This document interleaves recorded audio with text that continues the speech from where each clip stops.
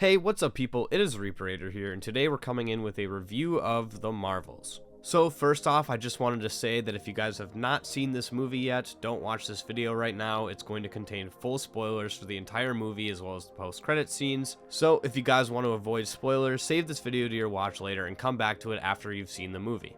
So let's get into some of the positives and the things I really liked about this movie. I really thought this movie was a very fun and energetic movie, and there was a lot of points where they threw in humor that actually worked and it genuinely made me laugh out loud. Miss Marvel was a great addition to the cast. I really felt that she didn't necessarily carry the movie, but the movie would not have worked without her in it. I also really liked the theme of this movie. It was all centered around family, sort of like the Fast and the Furious films. To be honest, I haven't really seen those, I've just seen the Dom memes. But yeah, it had a really good family theme, and I really liked everything they did with it, and the theme also ties directly into the characters. The characters had great development throughout this entire movie. They really built upon Monica and Captain Marvel, both of which I felt were kind of lacking in the character development department. But this movie gives them a lot of time to shine, and they really feel like real people in this movie. One of the main conflicts that you get introduced to early on is that Monica and Captain Marvel sort of had this strained relationship because Captain Marvel took off when Monica was a kid. She told her she'd be back, and she has not seen her in years. Monica went from being a little kid to a full grown-up without seeing Carol ever again until this movie. On top of that, the only reason why Captain Marvel ended up seeing Monica was because their powers got entangled, which I'll kind of go into later in this video. But yeah, it wasn't by choice, it was just by happenstance. Now later you find out the reason why Captain Marvel didn't want to see Monica and her mom, and it was because she failed to be the hero that she wanted to be, and thus she felt like she would be a bad influence, I guess, if you want to put it that way, or maybe just she was feeling ashamed of herself a little bit because she tried to liberate the Kree Empire by destroying their AI. Apparently they had this big super AI that was governing all of them, and it was leading them to a lot of conflict. So Captain Marvel thought that she could help the Kree people and help resolve their conflicts by destroying this super AI that was governing them. But in doing so, she actually made problems worse for the Kree people, and they ended up being in a civil war after that, and their entire planet got depleted of every major resource. So Captain Marvel's whole goal was to fix this problem that she herself had created before she went back and started talking to Monica and her family again. I really like this moment because it shows that Captain Marvel is a human being just like the rest of us, whereas in her film and in Endgame, it didn't really always feel that way, and I know that's why a lot of people had complaints with her character. On top of that, you also had some good, although small, character development for Kamala. She's obviously been a fangirl and idolized Captain Marvel her whole life, but in this movie, she really gets to meet her hero, and she realizes that she's been putting Captain Marvel on this pedestal, sort of like she's above all others, and she kind of realizes throughout the film that, like I just mentioned, Captain Marvel is a human just like the rest of us. She makes mistakes. I felt they could have dove a little more into that concept, but what they had here was pretty good, and I liked it.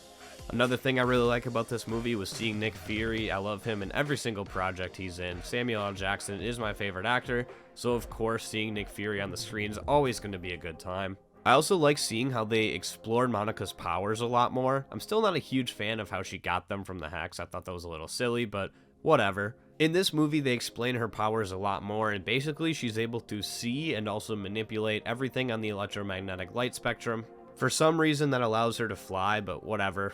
But the things she does with her powers are pretty cool and unique, other than the flying, which I think is a little out there. But she can shoot energy blasts, she can turn herself invisible, she can phase through stuff. There's a lot of cool stuff that they do with her powers in this movie. And of course, one of my favorite parts of this entire film was the post-credit scene where Monica gets trapped in a different dimension and she gets to meet some X-Men.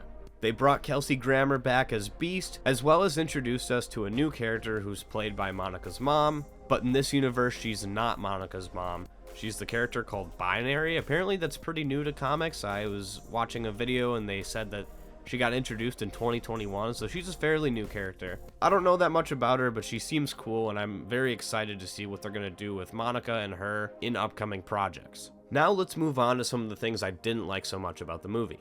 So first off, I just gotta say that by far my least favorite part of the film was definitely the entire planet of people whose language was to sing. It kind of reminded me of that one SpongeBob episode where everybody talks with an accent in Rock Bottom. They're speaking English, but they have to say between every single word, right? Like, that's a stupid concept, but it's funny for a cartoon.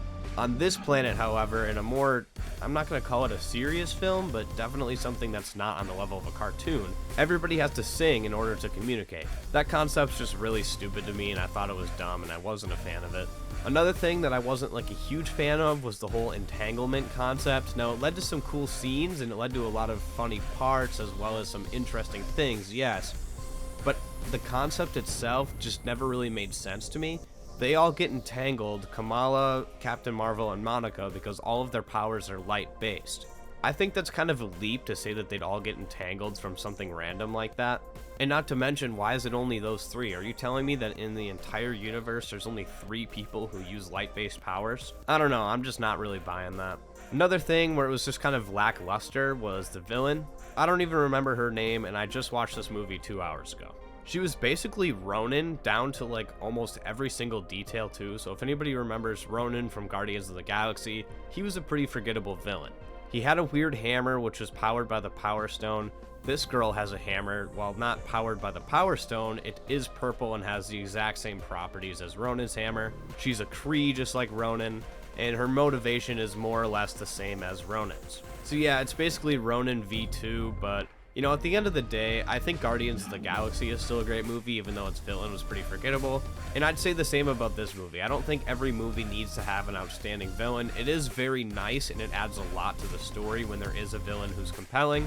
But at the end of the day, you can get away with having a generic villain. Another thing that I wasn't that big on was one of the post-credit scenes. It had Kamala setting up the Young Avengers. And while I am excited to see what they do with the Young Avengers, I did feel that it was a little forced. Like, why is Kamala the one in charge of running this?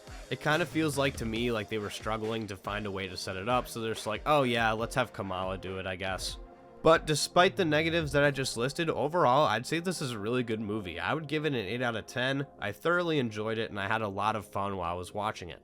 But with that being said, I am going to end the video here. If you guys enjoyed the video, please hit the like button, as it truly does help my channel grow. If you want to see more from me in the future, hit the subscribe button and ring the notification bell so that you guys are always alerted whenever I upload more. And let me know what you guys think of the movie. Did you like it? Did you hate it? Are you in the middle? Let me know in the comment section below, guys, and I will see you in the next one.